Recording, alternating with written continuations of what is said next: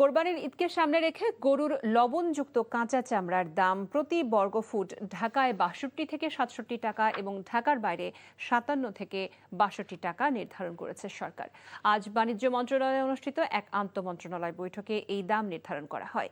বৈঠকে কাঁচা চামড়ার ব্যবসায়ী ও ট্যানারি মালিকরা উপস্থিত ছিলেন। আর সারা দেশে খাসির লবণযুক্ত কাঁচা চামড়ার দাম প্রতি বর্গফুট ২৫ থেকে ৩০ টাকা এবং বকরির চামড়া ২২ থেকে ২৫ টাকা নির্ধারণ করা হয়েছে।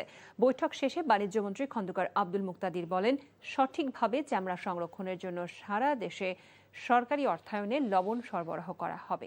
একই সাথে সঠিকভাবে চামড়া সংগ্রহের লক্ষ্যে কৃষি মন্ত্রণালয়ের উদ্যোগে কসাইদের প্রশিক্ষণ দেওয়া হয়েছে বলেও তিনি জানান। পুরোপুরি চামড়াটি ব্যবহৃত হোক, যাতে মূল্য সংযোজিত হয়ে ভ্যালু এডেড হয়ে তারপরে পণ্যগুলি দেশের বাইরে যাক।